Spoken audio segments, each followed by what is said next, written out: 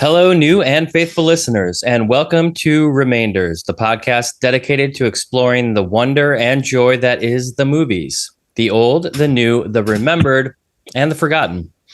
As we record this episode, it is July 24th, 2024, and today we'll be discussing a film that has long been in my top 5 films of all time, M. Night Shyamalan's Signs.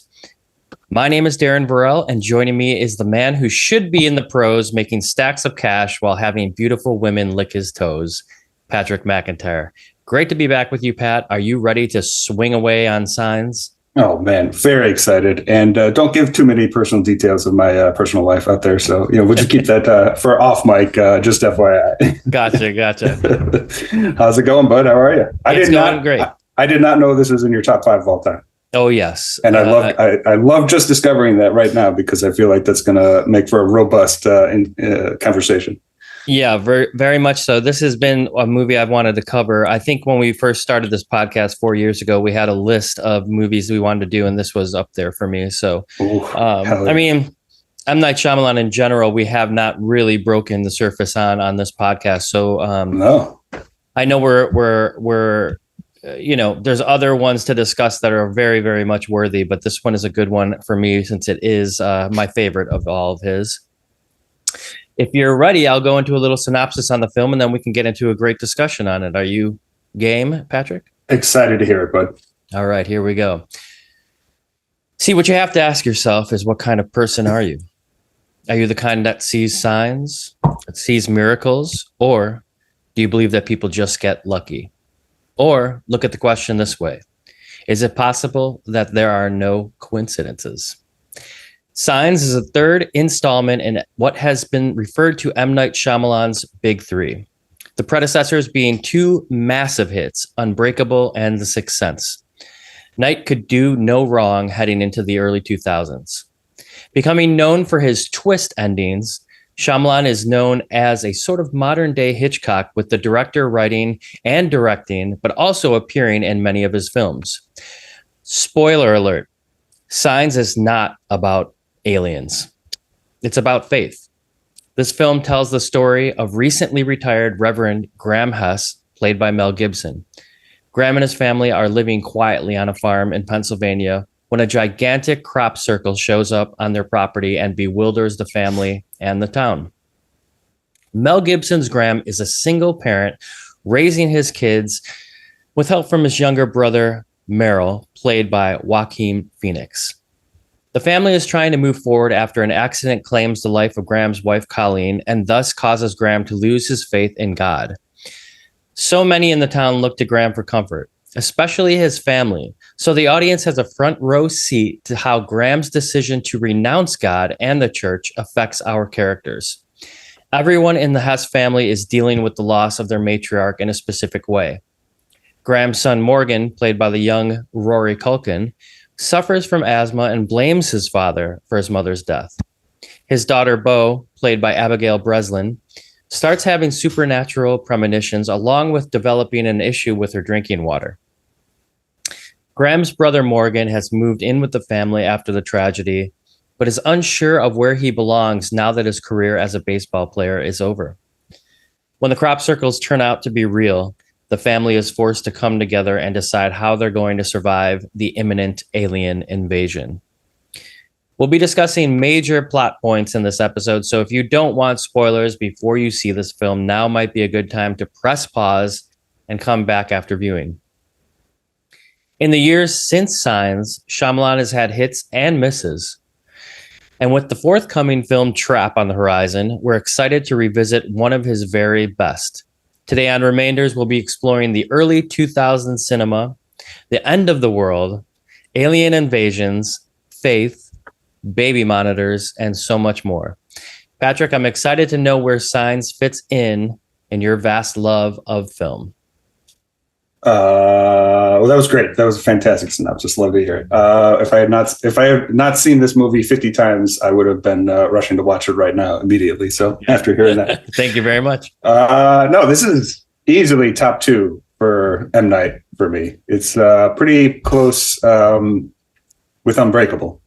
I feel like I almost like Unbreakable a little bit better, but this is definitely the one that I rewatch by far the most in his entire filmography. So I still have vivid memories of seeing this immediately when it came out. I'm pretty sure this was a Suncoast video or Suncoast viewing, as in like a whole group of us after a shift one night went to go see this. I agree. Possibly, I was going to say, do you remember seeing this together? Because I feel like we did. We probably did, because I remember you. I mean, I remember you commenting on the Hitchcock opening credits, and I don't know if that was in maybe like while we were watching it or just like maybe the next day when we were talking about it. But either way, it was probably the two of us with the group watching it in the theater. So, talk about a great setup we had, man. Talk about movies all day and then just walk across the parking lot to go to the AMC and catch the new one. So, yeah, no, this has always been a top tier Shyamalan for me. So, I mean, it's a master of his craft in terms of like direction, but then also like the actual story and the emotional resonance. Like, I don't think he gets really any better than this one. So I could definitely support your top 5 pick on this one. So. Yeah, it's something in my life that I enjoy a lot, but I don't really want to talk about faith in terms of, Jesus on the cross when I'm seeing a movie, Yeah. It's hard to kind of find a way to tell the story about faith and do it in a creative way, I feel. And so that's what's so intriguing to me, pairing an alien invasion with the testing a character's faith and what that means and how we tell the story. And that is right there interesting enough for me to check it out. But then we have the writing of the story and the way that it intercuts the story of Colleen, who's the matriarch of the family, her death. We don't know as the audience. So we're going into this film knowing there's an issue. And at the very top of this film, Graham says, "I can't hear my children," which sets it up so well. He stopped hearing his children. He stopped understanding so much about what his life used to be. He's lost. And it's right there at the top. You've got that opening scene where he comes out and the cross is like off the wall, but you can see the imprint. I mean, I think that this movie, other than like some, early 2000 CGI that can be a little annoying to me, I think it's as close to a perfect movie as there is. Yeah. But that's for me because I love horror. I love suspense. I love Hitchcock. I love faith. And these things all mingle together nicely in this film. And not to mention the classic Shyamalan comedy that is done just so well, especially by Joaquin Phoenix's character. So it has a lot to offer. I don't feel like this film has aged super well. I don't know. I don't really hear it talked about a lot as, one of M. Night Shyamalan's best. You said it's in the top 2, which I'm glad to hear.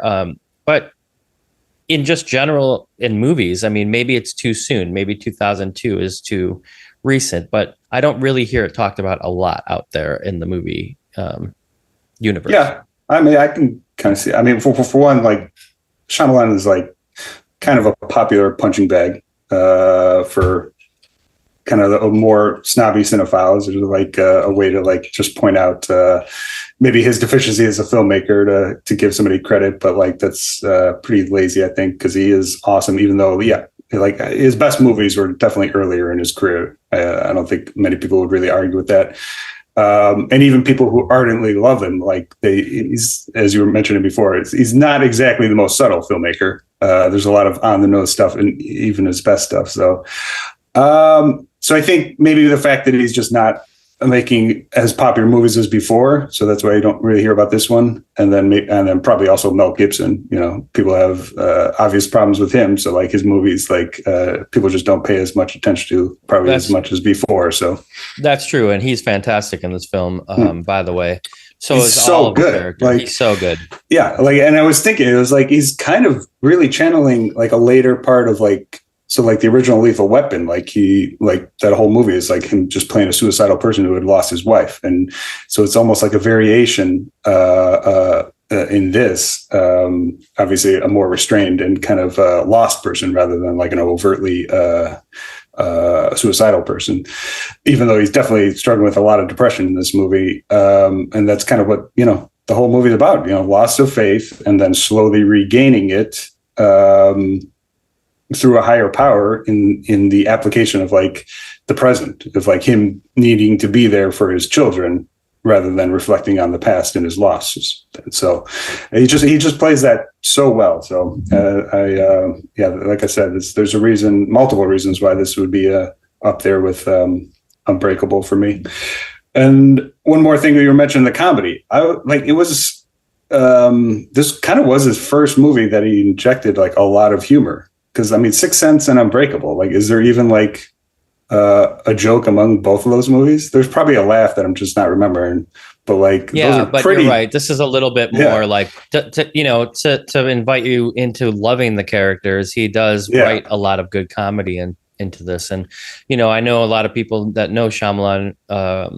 They've at least been understanding that Stuart Little movie was written by him. I want to say that maybe one of the things he ever did.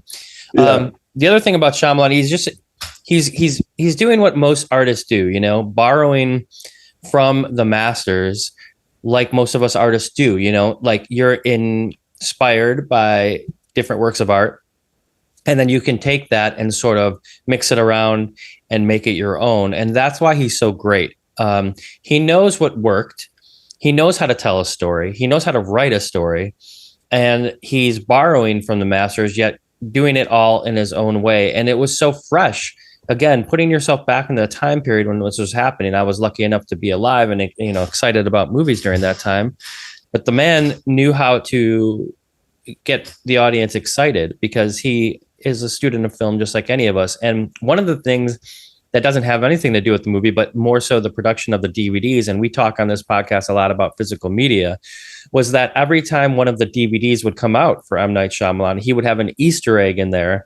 And for those listening who don't know what an Easter egg is, it was just a hidden little bonus content feature in a DVD that was an exciting feature for the consumer, and it would be a talked about kind of, oh, did you see that Easter egg? And with Shyamalan, it was his old movies that he made as a kid with his friends, and that was new and exciting. That was different. That was something that I had never seen before. So the whole package of him, he really was coming into his own and becoming who he was.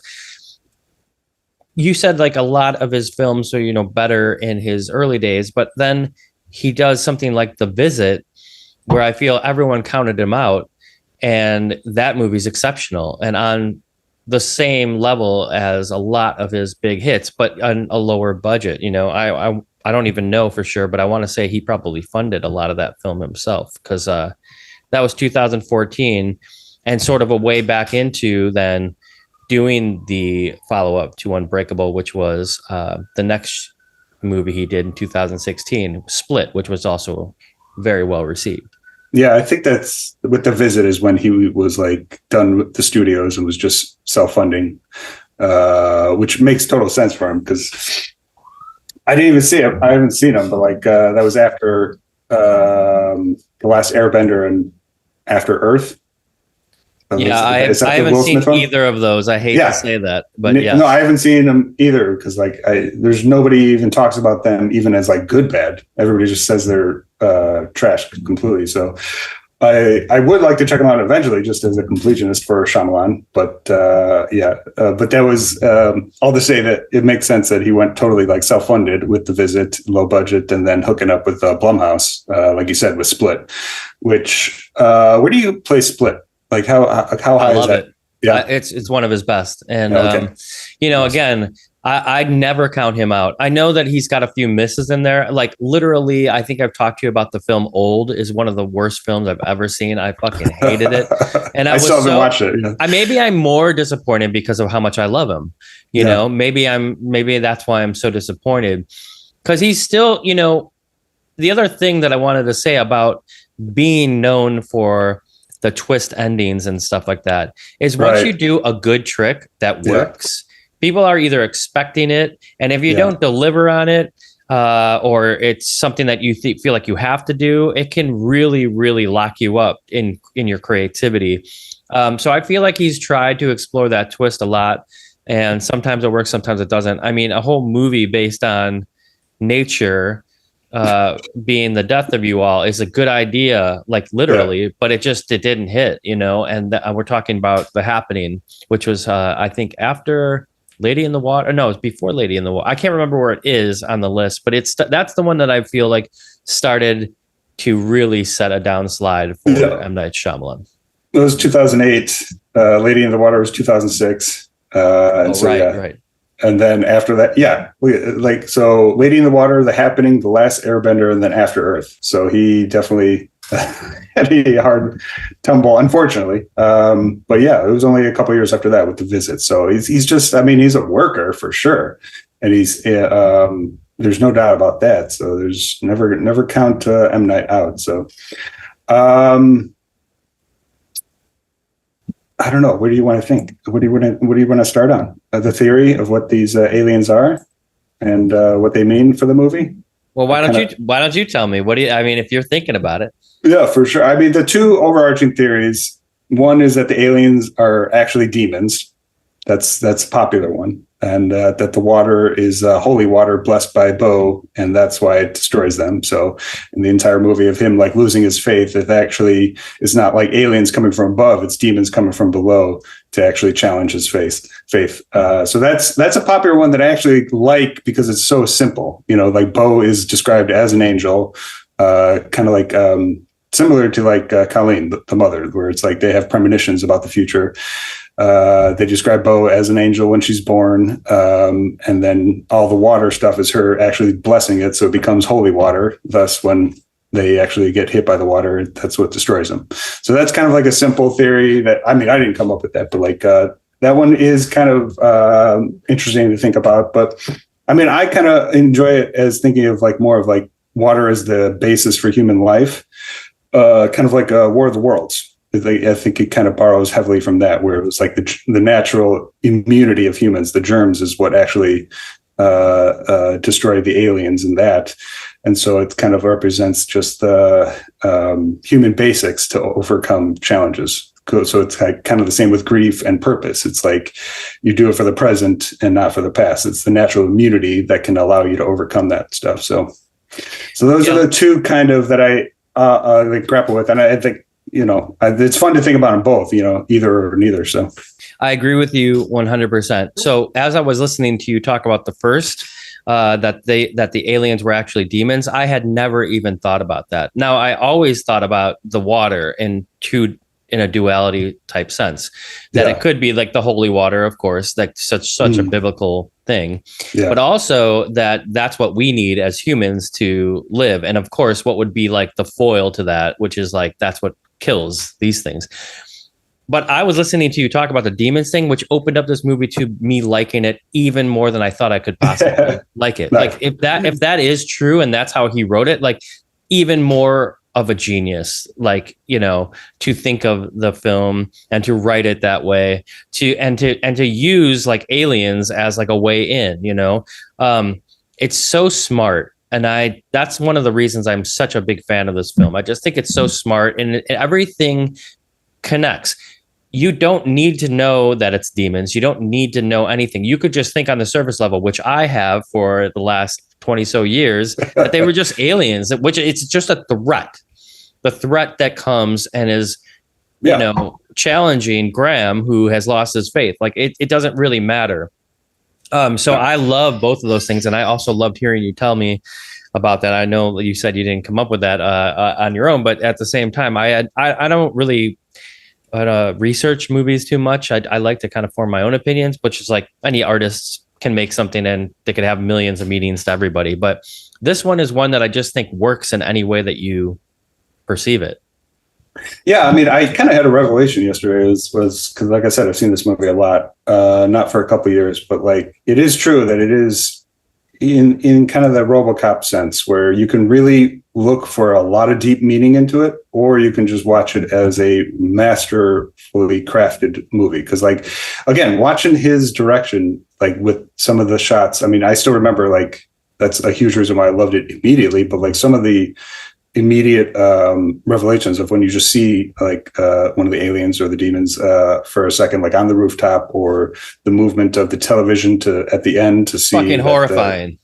just as a craft level of like creating tension with that and using the camera, it's like it's so well done that like you don't have to even look into any deeper meaning, and you can still get so much out of this movie. And like you were saying, like, yeah, you can look for meanings and reasons for a lot of the stuff, but like it's completely dependent on the person. So there's no actual one unifying thought. I mean, obviously directors have their intentions, but the best ones are allow the viewer to take what they want from it or what they need from it. So yeah, and I mean, setting this in Pennsylvania, which is M. Night had grown up in Pennsylvania, so most of his films, I think almost all of his films, maybe a few are different because I don't think that like I said, Old was based there, but most of his films, that's the backdrop for. And that's an interesting thing as well, because this is that middle America feel, farm, different way, slower way of life, where you would believe that faith is like at the center of most families, so to question it makes it, the setting makes it even better. These crop circles are showing up. What is this? Oh, it's Lyle and the Wolfington brothers down the street, just playing around. All of those little like story points work so well because you would believe that nobody comes around, nothing really happens except for the woman from out of town comes in and spits on the skateboard, or not from out of town, but the old woman that's pissed off at the teenagers skateboarding through town. So she goes in and spits on all the skateboards. Like, those little stories are so great. They're little nuggets that are, it disarms us as the audience a little bit to have some fun too. All right, question for you. If Lionel, Prichard, and the Wolfington brothers was a band, what kind of music would they be making right now? Well, I think we get to see Lionel Prichard, don't we?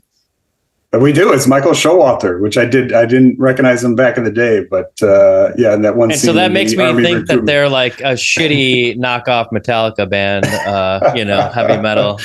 That's true. I know. And he's dressed, I didn't even. I think yesterday was kind of the first time I realized that was the Lionel that they referenced. Like I just never realized that he calls him Lionel. Like he's like, hey, Lionel. Yeah, right. That's such a great scene. But yeah, Lionel Prichard and the Wolfington brothers. I feel like without any context, I would hear like a rockabilly band in that. I don't know. That's just me with that. So. Yeah, well, okay, I could see that. But because we saw Lionel, I would think that it's more what I mentioned.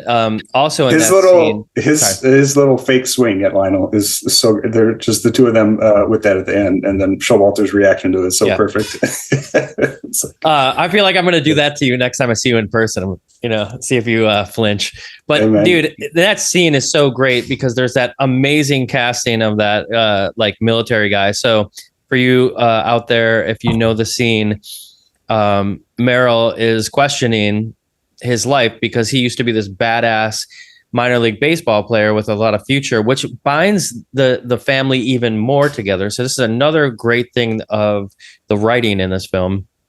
Because it bounds the family, as we hear later on that Colleen says to Graham, tell Merrill to swing away, which is a huge, important part of the film, which made me cry on first watch and makes me cry every time I watch this film when I see that broken bat on the ground. And we'll get to that in a little bit. But she says, what Graham says is that they had this thought of watching Merrill at one of his games when they were all there together. And that's one of the last things she says when she's alive is tell Merrill to swing away.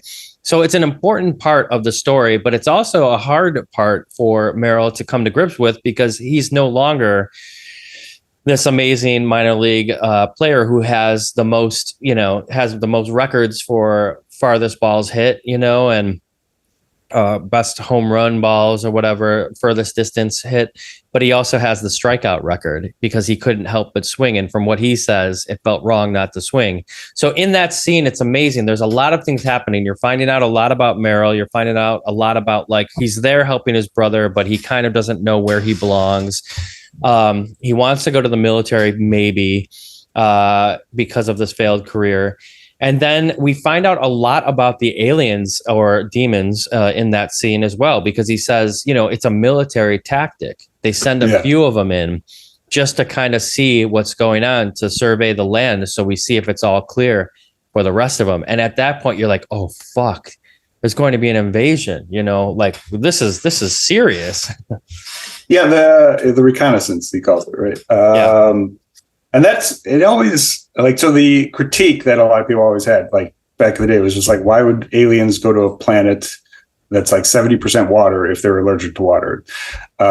Which, like that's a critique if they're fine. But it's like, at the same time, it's like, they're only there for a couple of days. They basically learn that they're being destroyed by the water. So they end up leaving. And so that critique never really fully fleshed out. But at the same time, think about it like us as humans. It's like, if there was a planet that we wanted the resources from, but it was a little bit dangerous, I mean, we would still go there anyway. It's not like we would just avoid it. Like, we would go there for fun anyway, let alone like if we actually had to go there for any real reasons, we would do it just to show big dick energy, and that we could take this energy. There's little resources. Things about humans in this film that, are plays on how stupid we are, of course, like that, we would, aliens would want to live a vegetarian lifestyle because they would realize the benefits of such a life. And it's like, yeah, why the fuck don't we realize that? Like, literally, like, you can survive off of plant life and stuff, but yet we are meat eating fucking hunters and gatherers. You know what I mean? It's like there's little plays on the human race, and like, kind of how stupid we are.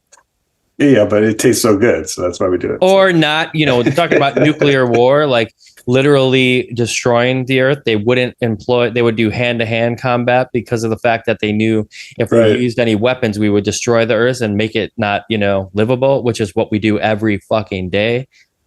But yeah, back to Merrill. That's what I was loving realizing about this. Like, he's just as lost as Graham is, like, in this movie. Like, they just don't explore his kind of depression or struggle with it as much. Because the story's not about him, Yeah, exactly. But like, it's just like realizing that, like, he's like, he came to live with them after the death of the mother, but he's just as lost.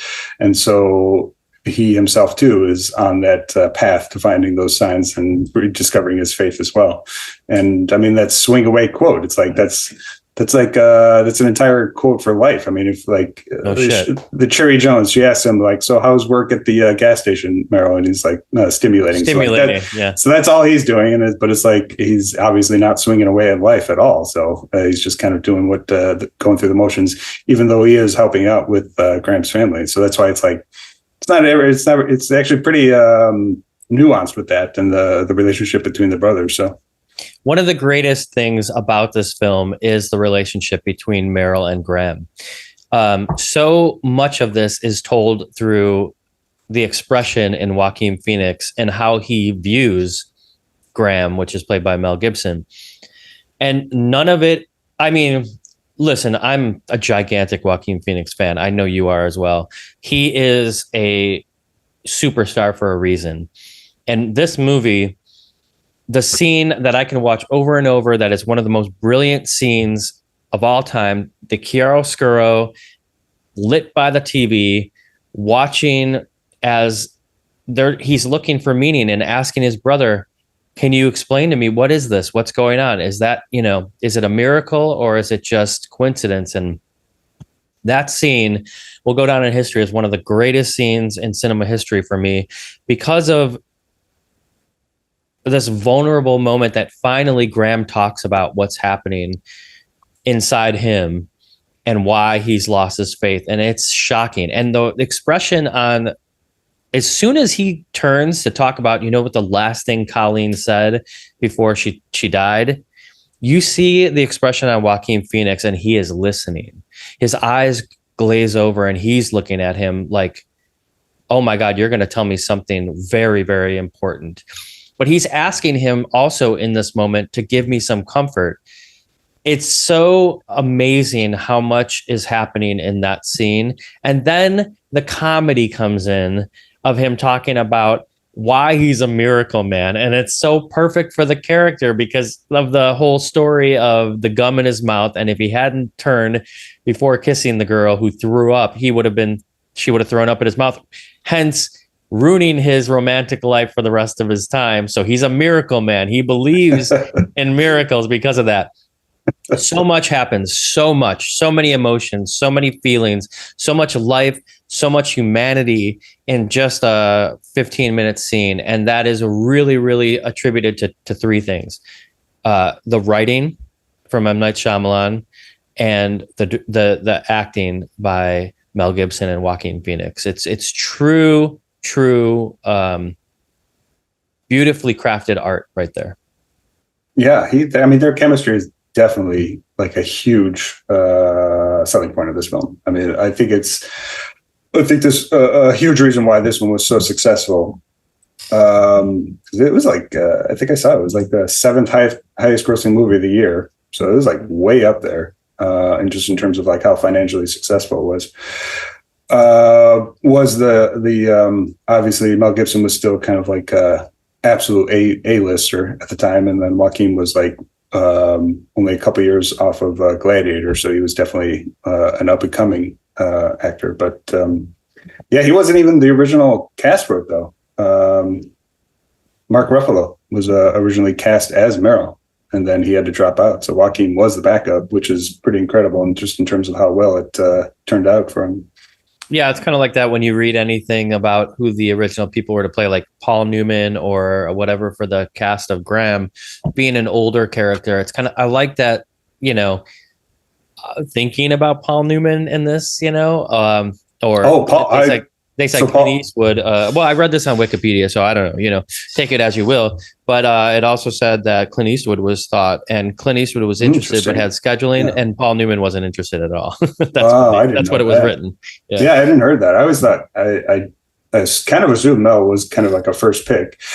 But yeah, like Mark Ruffalo was actually cast. He had to drop out for his health reasons that he had back in the day. So he was actually going to be the one, and then Joaquin came in and replaced him. So I just think I just kind of picture what that would have looked like, and I think it could have been just as successful, to be honest, because I could definitely see Ruffalo fitting into this role just as much as Joaquin. So. Yeah, I guess, but I love Joaquin in this, and this comedy is great. Like when he wakes up and he's like, what? Like, fucking good. I know he is the king of just like small nuances and being able to like obviously make it real, but then also funny. That's kind of like what makes it so much better than somebody. Right. Aside from a Scandinavian Olympian, what other things could happen? It's those little moments are so perfect, and you're kind of like. All right, I apologize for the Scandinavian remark. Yeah, exactly, and you're kind of in a way, there's no other way to look at that than like that line could really fall flat depending on who is giving it. And Joaquin, that's again, it's a very big tribute to him as an actor. Oh yeah. What is your favorite Joaquin role? Just curious. Or roles. Like what do you think of first when you think of Joaquin? Because I kind of go towards The Master and Her. Both of those are pretty up there in terms of like performance wise. I don't know, man. Probably this one. I know it's not a leading role, but also Gladiator. He's so fucking good as like a shithead in that, but that's the range. I never saw Napoleon. I'd like to. It's Ridley Scott, of course, and I kind of was excited about that, but it's an Apple Plus, and I don't have that streamer, so yeah. I mean, as I need to rewatch it again, but Inherent Vice, he is hilarious in that movie. Inherent Vice, I only got through, I think, like the first half an hour, and I turned it off. I can't believe I'm saying that right now. I need to revisit because it was maybe in a time in my life where I wasn't ready for it. But as a PTA film, I was like really like, I can't believe I'm watching this with the actor that I love and one of the directors that I love, and I didn't enjoy it. So. It wasn't hitting. It's a slow burn drug movie, but it is funny as hell. I would recommend trying it again because he is fantastic. Him and Josh Brolin are both like hilarious together in that movie. Yeah, I have to revisit. But yeah, I do think kind of The Master, for as much as like it's not necessarily like my favorite PTA, it's his performance in that is kind of brilliant. What I think of like first, I guess, you know. But yeah, but like, in terms of like comic performances, like this would be like way up there. But also like us kind of watching this when it came out, kind of a little bit of nostalgia for it. Yeah, for sure. And I mean, of course, The Village is the next film that Shyamalan did after this, with Joaquin in the lead role, which I do love that film as well. I don't know. I think that one's where people were kind of like, I don't know, but I like that film a lot. That was the one. I mean, yeah, that was when he went pretty hard with the twist, because he kind of tried to do twist with Unbreakable and this. I feel like he played both those twists up, probably for like studio reasons. Like they wanted, like the studio would like want a twist from him, obviously after Sixth Sense. And then it almost feels like The Village was just like him going straight hard. Like, I want to like make a movie where you're going to have your mind blown, just like the end of Sixth Sense. And let's just like completely rip off Psycho as well, and try to kill off or make the audience think we killed off the lead character in the first, 20 minutes of the film. Wait, in The Village? Yeah.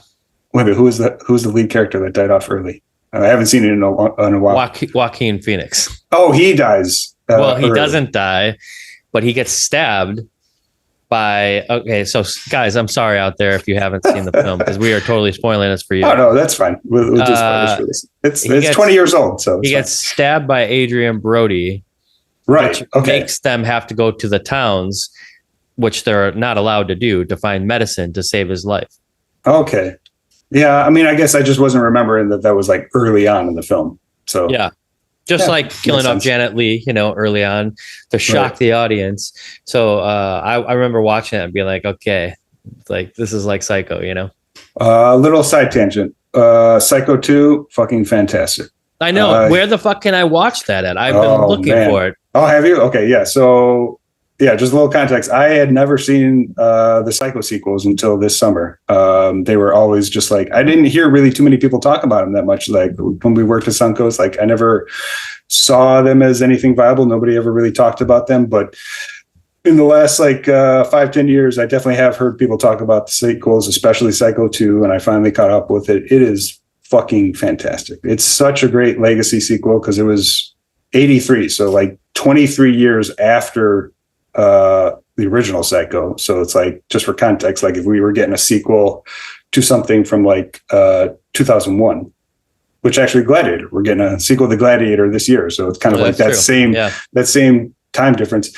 And it's a completely different movie. Tom Holland, I think, is the director. And it is just such a great continuation of Norman's story. It's I won't spoil anything for you because I know how much you love Psycho. So I would love to hear your reactions watching it cold, but way, way better than I had expected. And it's definitely one I would like to talk about more in the future. So, oh, hell yeah. As soon as I find where I can stream that for free, I'm on it. I saw that I know you were big on Exorcist 3 as well. And I saw that is streaming, I think on like Tubi or something. So I have to check that out. I'm all into the sequels, but I think the thing I was telling you about Psycho is that probably, everyone was like, how do you make a remake to that? It was such an iconic film. So, I don't think people went out to see it because they're like, what the fuck, how do you beat Alfred Hitchcock's Psycho, Right. And I think it's why it's so successful. It's like, it doesn't try to like imitate it. It really does its own thing while being like completely in line with like like I said, an actual continuation of like what that character may be going through. Cause it actually makes Norman like way more sympathetic than you might expect. Just in terms of like what you learn about him and his past and his experience in the present. It's awesome. Tom Holland wrote it. It's directed by Richard Franklin, Australian director, just FYI. So,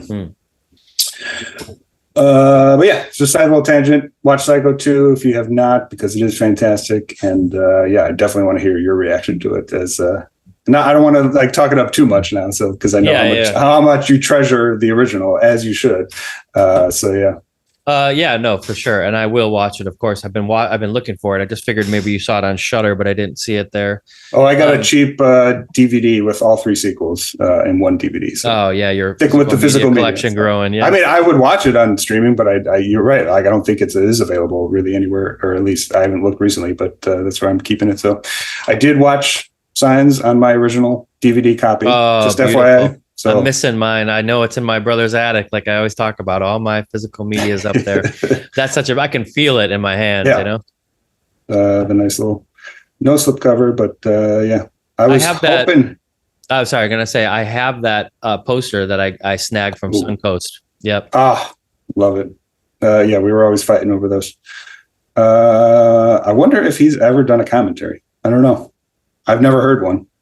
I'm sure. I mean, again, like I was saying, there's like those Easter eggs on those DVDs. So you're going commentary would not be an Easter egg. No, but he was big into like understanding the impact that DVDs had. And I saw on the Wikipedia as well that was like in 2003 one of the most rented DVDs of all time. Hell yeah! I mean, they were flying off the shelf when we were working at Suncoast, so I definitely remember that. Yep. Yeah. Tracy, the pharmacist. The confessional. It was good to see her because I forget her actual name, but she had a pretty prominent role in The Walking Dead, which I just watched, like her stint in that. It was like a 2-season stint in like the 5th or 6th season. She was great in that. She showed up, that actress, in The Marriage Story as the sister. Wow. Scarlett Johansson's sister. Like she was in both of those roles that I just mentioned. Like she's just perfectly awkward in a hilarious way as she is in this movie. So she's an awesome actress. So yeah, totally. I completely forgot that was her, and then it was awesome to see her pop up. I say to myself, everyone in this house needs to calm down and eat some fruit or something on a regular basis whenever I'm like getting annoyed with life. So, you just need to calm down and eat some fruit or something. And that's a good reaction to like a film, people going crazy over a film or having too many problems with it. You just calm down and just eat some fruit or something. Yeah. Talk about another biblical moment in this film. I mean, the Last Supper, right? Everybody can have whatever they want. I mean, hell yeah. Unbelievable. An unbelievable scene where I'm not wasting another minute, not one more minute on prayer. And then they all come together to hug it out, and he pulls Meryl. Again, a nice little comedy, pulling Meryl in. It is funny how that shot of him getting pulled in turns in, like, is kind of funny. Like, I don't know, like how he even pulls that out. I think that's more of like Joaquin's reaction to it, that somehow like that image of his, the hand pulling him over into the hug is it makes you laugh. And because it is a tragic scene. But yeah, that is like them, Graham, like basically breaking down throughout the depression and loss of faith throughout the entire film. And that's him just realizing, like, I'm broken down, but now I need to like move forward to actually board up this house and protect my family. Well, and we are in trouble with Does the Dog Die website if we type in signs, because, not one, but two get it. And, one you get to see. Oh my God. And then the other you get to use your imagination. And well, you definitely hear it. Yeah. You definitely hear the growling and then the whimpering. So, yep. That was pretty shocking. They gave Rory Culkin the line. I forget the dog's name, but Isabel. we forgot Isabel. It's like, how the fuck do you forget the dog? Like, well, I don't think you could, as the audience, you could think that Graham didn't forget the dog because, of all the animals getting upset and, hurting the family, he may have. Yeah, that's actually true. I didn't even think about that. Yeah, I always was kind of like amazed at that early scene with the dog is looking like it's going to attack the kids, and then he just had to stab it. And just kind of how nonchalant they reacted to it, I guess. They just like took the kids inside, or like, oh, I'm sorry, Morgan. It's like, that's a pretty big event if your family dog is trying to attack the toddler of the family. I guess that's another biblical thing. You got to have a sacrifice, right? Okay, maybe that's pushing it. No. I mean, but yeah, that's a relic of, I think, the times. I don't think you could get away with that anymore with animals in a movie, at least not in a mainstream movie. Well, I don't think you can get away with that whole scene of killing that bull or whatever happened in Apocalypse Now either. It's a different world. I mean, this is 2002. Yeah, I don't know. I saw this was one of the first major productions after everything shut down from 9/11. That this was like one of the first major movies that the studios had on the slate after everything was like shut down for I don't know how long, but it was obviously no movies were being made for a minute, and then this was like one of the first big budget ones that they. Gosh, just thinking about that too, and in context of the time, I mean, a movie about faith after 9/11. Yeah. And it was, I saw a quote, like M. Night was talking, like, cause like a huge amount of the crew were from New York. So it was like, he's like, I'm this young guy. East Coast people. Yeah. I'm this young guy, like making this movie, like, and I'm the leader of this ship. And it's just after this horrendous event that so many people obviously were affected, but also like so many people were actually like in New York at the time. So pretty wild. They must have been, seeped into the production, I can assume, that faith aspect. Yeah, for sure. In summation of this film, I mean, it really is in my top 5 films of all time. But that's in the context of Darren Varel. I love these type of things. I love The War of the Worlds. I love Aliens. I love, horror. I love faith. I love good acting and good writing. M. Night Shyamalan, Alfred Hitchcock. All of it is a good stew. You can at times see the birds in this, at times you could see, Night of the Living Dead, that whole premise of being locked up into a home while there's a threat outside is Night of the Living Dead, George Romero. It has so much, pays homage to so much, but still being original and really should stand the test of time as one of the greatest movies ever made in this cinephile's humble opinion. And that's my 2 cents. Oh, love that. I can't compete with it. I just like alien movies. So, that's why I'm into it. So, yeah. Well, if you're out there, you got to go and see Signs if you haven't seen it. If you've made it this far, hopefully you paused and we didn't ruin too much for you, but it is fucking awesome, right? We'll quote Scary Movie 3 to close out the discussion on this. They've mastered interstellar space flight, but they can't figure out how to open a wooden door. Amazing. Yeah. I mean, at one point they do use the handle in the basement. And so you're thinking, wait, maybe they did figure out how to open doors, Yeah, but 0 success rate though. So, Yeah. Aliens, can't teach them new tricks. Demons are more battable. So, well, thanks everybody for listening. And this is the part of our podcast where we turn it over to talk a little bit about what we've been doing in our lives. If you're interested in us, you might want to continue to listen. And we can tell you a little bit about what we've been consuming, some of the cool movies we've seen other than the one we just talked about, and, different things that are happening in our life and culture. And this hot as hell July here in Los Angeles, I've been doing my best to see a lot of movies in the air-conditioned Vista Theater that is just beautiful, and I enjoy every second of it.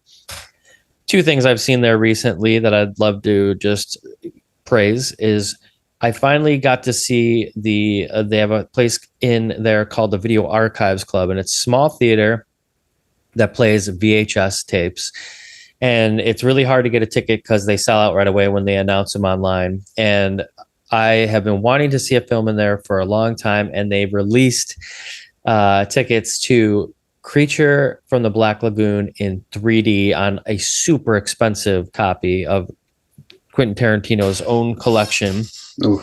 So I got to see the movie in 3D, which, by the way, sucked because the 3D did not work, which, they explained at the beginning.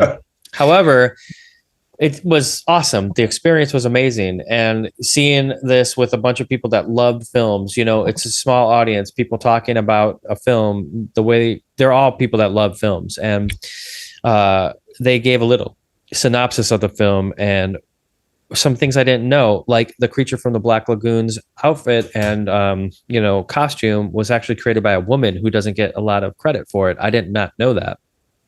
And then I got to share my story about meeting Rico Browning, who played the creature in the underwater scenes at the Music Box Theater in Chicago in 2008, with a bunch of people in the audience who were sharing similar experiences. So it's just like a fucking movie fan's dream.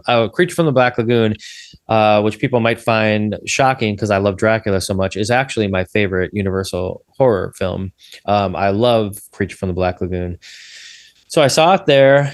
Amazing. But I also saw a couple weeks back Maxine there, which was a brilliant, perfect film in so many ways. I don't know if you've seen Maxine yet, but I loved it. Oh, yeah. I've not seen it yet. Excited Okay. to. And we will not talk too much about it, but when you do see it, I think you're going to love it. It was really, really good. And I have seen Creature of the Black Lagoon. That was a pivotal movie as a child. That was one we had on VHS, and so that was I had two siblings, and so we rarely ever agreed on movies, but like the select movies that we were all down to watch were a limited amount, and Creature from the Black Lagoon was one of them. So it definitely was on repeat back in the day. That's the same shit everyone was talking about, always having that somewhere that everyone could agree on, and some people were talking about like, oh, I had a 16 millimeter version of it, back in the 60s or something like that we'd watch it as a family. I'm like, holy shit, that's amazing, Yeah, the Music Box, they did a 3D screening of it as well in their 3D Fest about like 6 months ago. I missed it.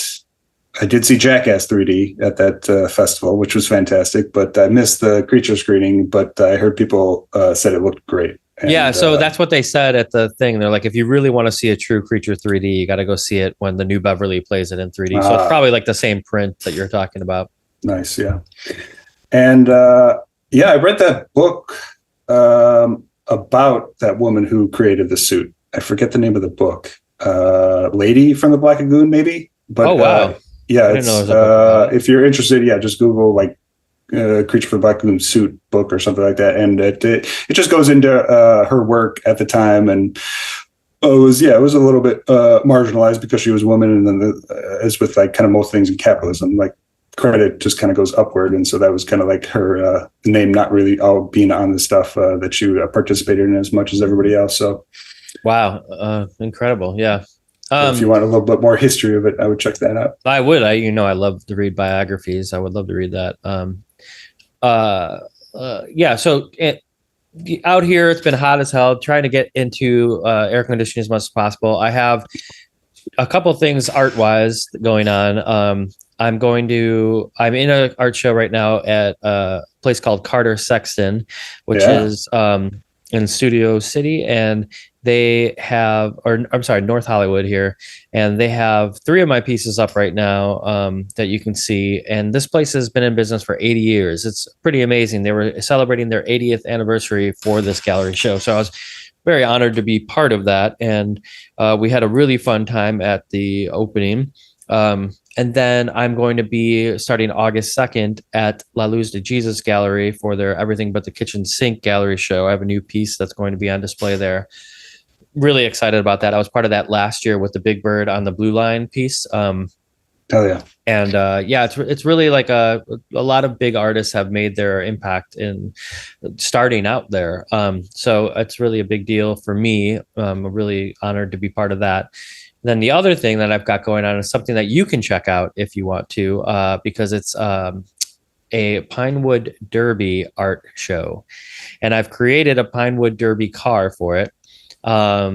It's going to be at a place called Howling Pages on Milwaukee, which is connected through a gallery called Seventh Corner Gallery.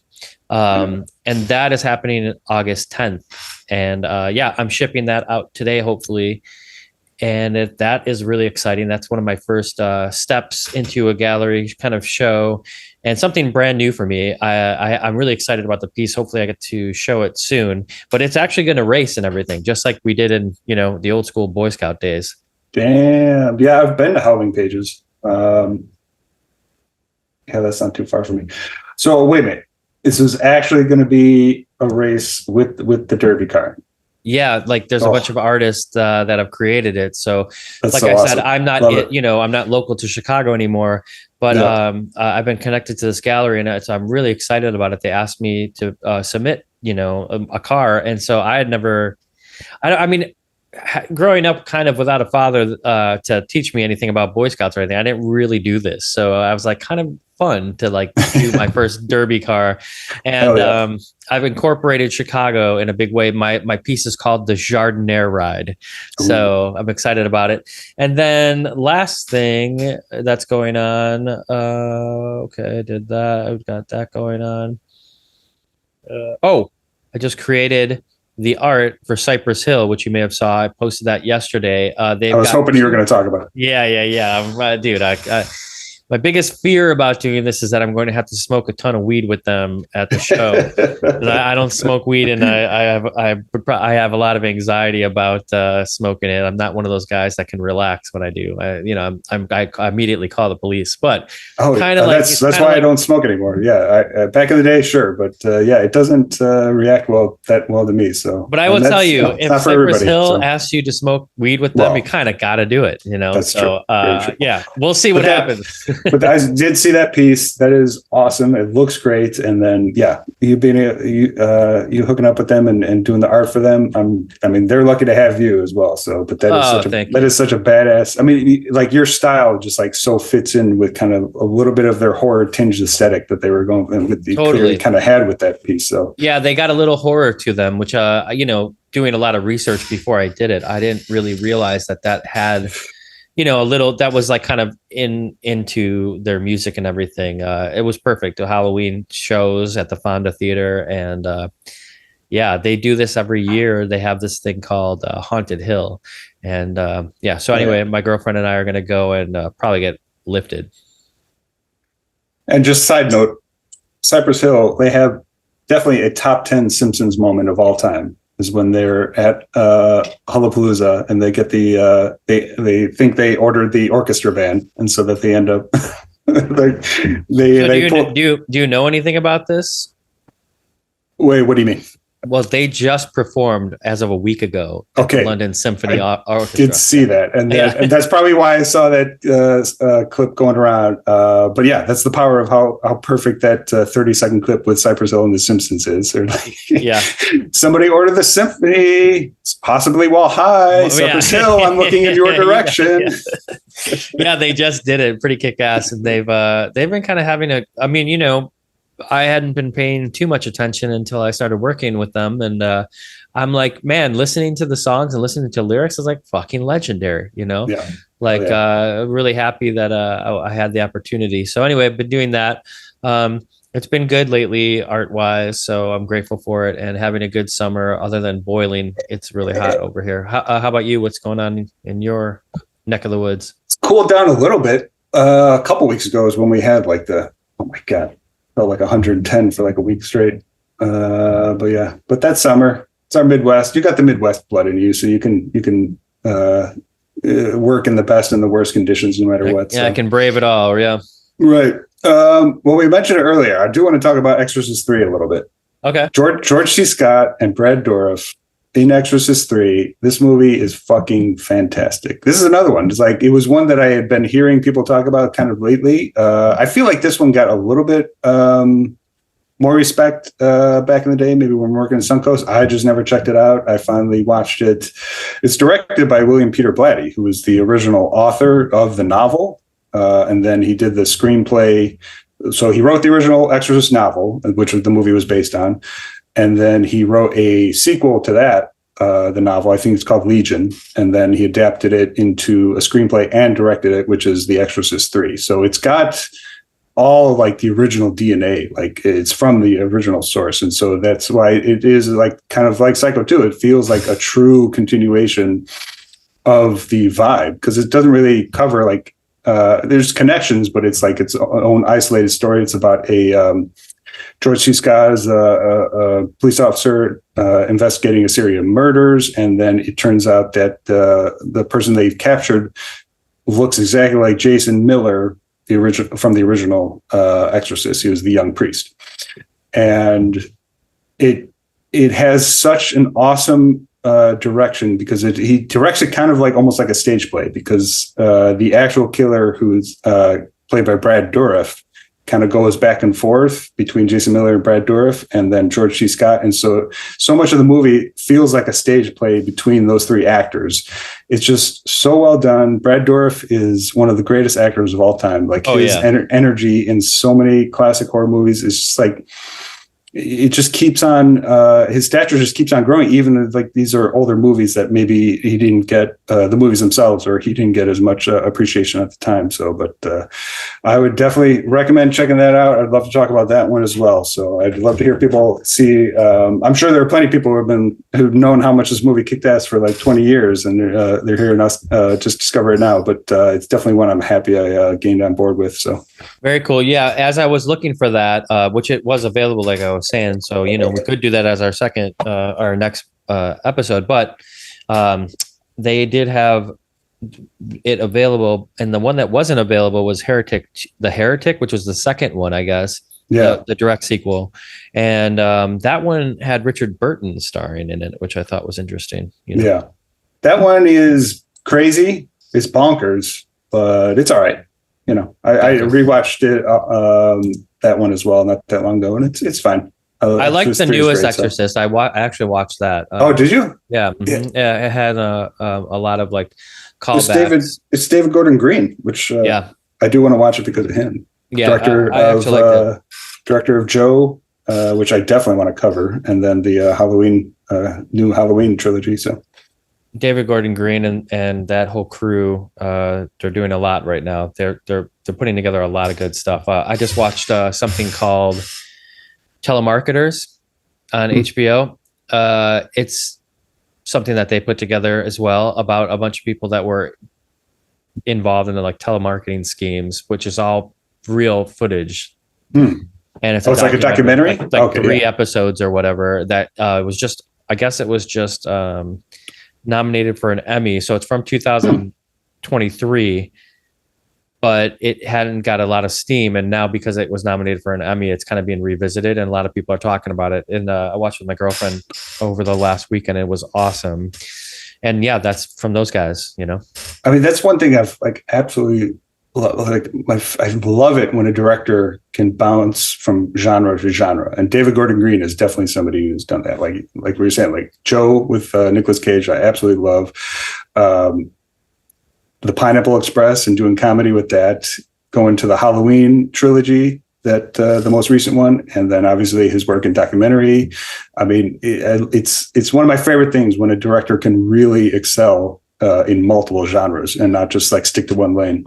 I don't know if I told you about this, but and not to make this long, but those FYC events that they have, there was one for Righteous Gemstones, and because we've been able to go to a few of those events and stuff like that, you can also stream other events you weren't able to go to. So there was an event that was held for the Righteous Gemstones in New York, and we could stream it, and we did, and it was that whole panel with David Gordon Green and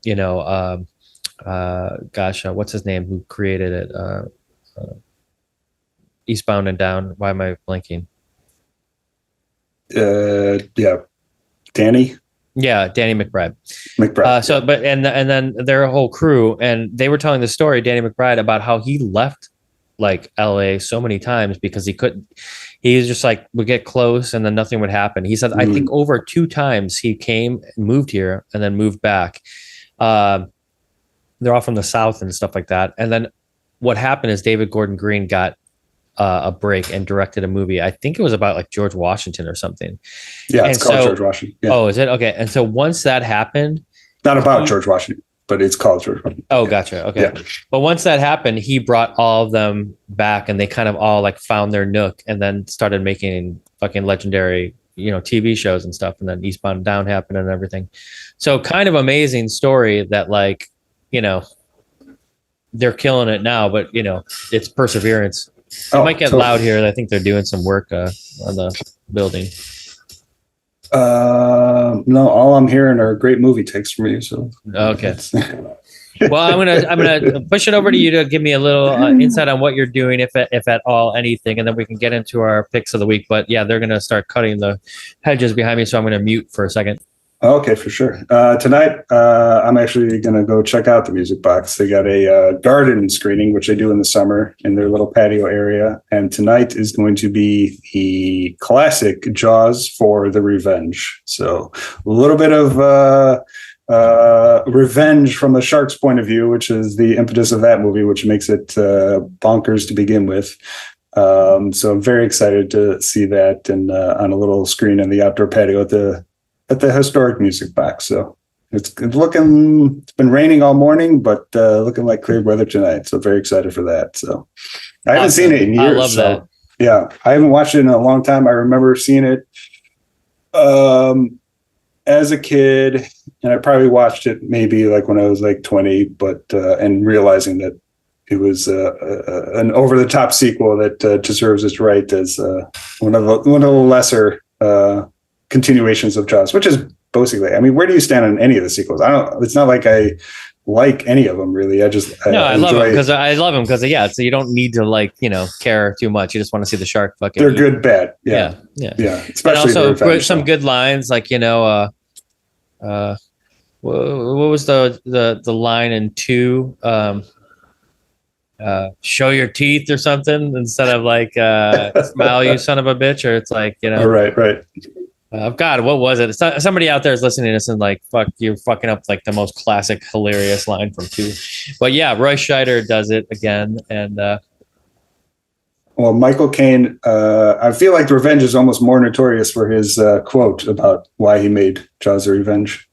Just for the paycheck. He was like, yeah, I never saw the movie, but I did see the summer home that it bought my mother. So that's why I did it. Incredible. Kind of an outlier in Caine's biography, but I think it adds a little flair to it for sure. So, well, every legend does a couple, boners in their career. Yeah, and they still end up getting screened at the Music Box. So you didn't do anything wrong there. So right. Oh yeah. All right. Music time. What are you listening to? What do you got for me? What can I pump into my ears later tonight while I'm going to Jaws the Revenge? Man, lately it's not like this is a new pick for me, really. But it hasn't graced our amazing jukebox, any of this band. And it had a great play a few years ago, then ended up being a movie based on the play that Clint Eastwood directed called Jersey Boys. Mm. And recently, Frankie Valli, the great Frankie Valli, was given his star on the Hollywood Walk of Fame. And I'm a big fan. I feel like that band was kind of overshadowed by the fact that the Beatles invaded America and became the biggest band in the world. But if you go back and look at all of the hits that they have, the Four Seasons, there's a ton. And a lot of people don't even know it's the Four Seasons. So thankfully there was the play, which shed a lot more light on their career. And I think more people know these songs, but hits. And I could pick a million songs by Frankie Valli and the Four Seasons, but recently I've been listening to Ragdoll, and I think that's the song I'm going to put on our thing. And I like a lot, in Jersey Boys, they talk a lot about kind of like being just like these street kids, and kind of involved with like some shady dealings and stuff and having to, work really hard. And a lot of it is like these stories about the girl. Think before you get involved with me, because your parents aren't going to like me and I'm not, good for you. Yeah. Or I've been cheating on you and, think twice before I put the ring on your finger. Like, it's kind of different in that respect. And Ragdoll is kind of like, I'll turn your sad rags into glad rags if I could. Like, talking about the girl who's kind of like, she should be better than she is. Such a pretty face, should be dressed in lace. I want to hear you talk about lyrics and dating norms all day. So, from the 50s. Well, so, it's kind of like, It's kind of cool because it's a time in history, and I like seeing that Frankie Valli got his star. He has one of the most unique voices of all time, and this song is he's on display in this song, and I love that at any given day I could hit those notes or completely fuck them up. I mean, I would never dare try doing karaoke to a Frankie Valli and the Four Seasons song because I would be very, very scared. He is a great singer. And anyway, Ragdoll is the song. I've been listening to these songs a lot when I've been walking around the neighborhood with just a smile on my face. And that's sometimes the reason why I put these on the playlist, because they're just fun, they just make you smile. Not like any other reason than great songwriting and great singing and arrangement. I feel like I've heard you try to do your Frankie Valli before. I don't know if you don't remember it. Maybe you drank too much that night, but I feel like we were at a bar and you did Frankie Valli one night. So I guarantee I drank too much that night. But no, I'm just joking. yeah, I'm just joking. I would love to hear you go for it though. So definitely want to hear it. There's a little B-side track to it. So. All right. Well, you got it. As soon as I see you in person, I will do the shrug, that we talked about earlier, and then I'll go directly into a Frankie Valli song and see if I can hit those notes. I think you can pull it off. I have faith in you, bud. So thank you. Yeah. So what are you listening to? What's going on with you? All right. So my last couple picks, deep into the 80s metal. I had Shocker and then Fastway from the Rock and Roll Nightmare. Total coincidence that it was the Kiss connection between those two. We had Shocker, and then in Rock and Roll Nightmare, actually Gene Simmons is in that. So it was a total coincidence that it was a Kiss connection. And Kiss is always a band that I've liked. It's not like they've always been my favorite, but there's been Kiss adjacent music that I absolutely love. And so I'm just going to keep that Kiss going. And so this week I am recommending Boys Are Gonna Rock by Vinnie Vincent Invasion, which this song is fucking fantastic, top tier 80s metal. So Vinnie Vincent was in Kiss only for a couple of years. In the early 80s, did a couple albums with Kiss and being kind of like the lead songwriter, guitarist, I guess, and was not in it for very long. I guess, depending on who you ask, he either left the band or was kicked out. And I think from what I understand, it's like a lot of people attribute Kiss's sustained success is to Vinnie Vincent and those albums in the early 80s. Because I guess a couple of the previous albums kind of went in more of like a disco almost vibe and kind of lost track of the makeup and everything. Maybe it's possible, but like it wasn't going in the rock and roll direction as much as their fans kind of wanted them to be. And so it was the albums with Vinnie Vincent that kind of got him back on track with that. So a lot of people kind of attribute like his work is to kind of saving the band a little bit. Obviously you never know, but like his contributions were pretty pivotal to a lot of the 80s stuff. And so after he was departed, like I said, either he quit or was kicked out. He started his own band, Vinnie Vincent Invasion, put out the self-titled album in 1986.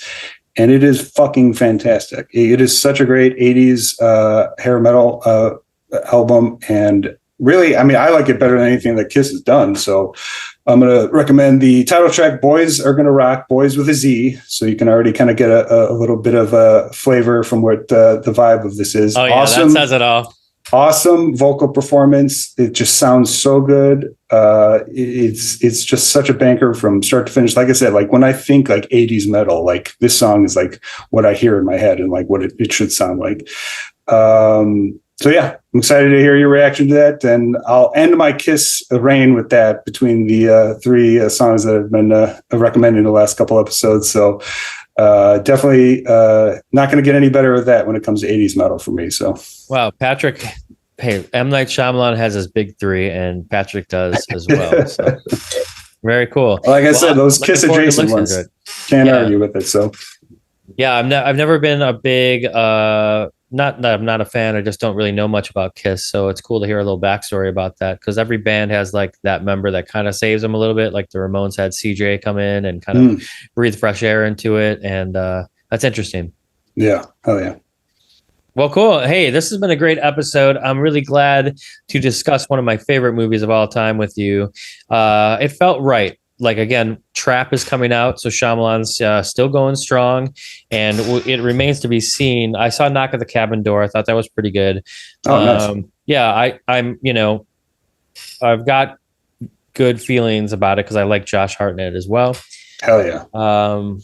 And we'll see where it goes. Who knows? I mean, it's an interesting premise going to a like almost like Taylor Swift concert, but it's kind of like a ploy to get a serial murderer to be trapped. And so that's the premise. I mean, it sounds crazy, and we'll see. There's definitely points for originality there. I want my Shyamalama Ding Dong movies to go for the ceiling. I want them to be as crazy as possible moving forward. Like I want him to swing for the fences and just go as bonkers as possible, because I think he definitely has it in him to make something insane that we haven't seen yet. So yeah, well, thank God. I mean, he's just in his 50s, so we've got a lot of films, if we're lucky, to still come from M. Night Shyamalan. Oh, love it. Awesome. Signs, yeah, still easily top 2 Shyamalan. Love him. Glad you brought this up because it was an awesome chance to revisit this one. So yeah, and looking forward to revisiting a lot more Shyamalan films down the road. So as we finish this episode, just want everyone to know that we appreciate you listening, and thank you for all the comments. On YouTube, there's been some really fun and crazy and sometimes a little mean comments, but we welcome them all and enjoy the fact that anybody's listening no matter what. And if you like, you can subscribe, of course, and follow us, but it always helps to give a review on Apple Podcasts or wherever you listen. Give us a rating on Spotify. It really does help for people to find us. And you can find all of the episodes at remainderspod.com, as well as links to where you can follow us on all of the social media. So with that being said, we'll see you in 2 weeks with another brand new episode of Patrick's Choosing. All right, brother. Awesome talking to you. All right. We'll talk to you soon. See ya. Yeah.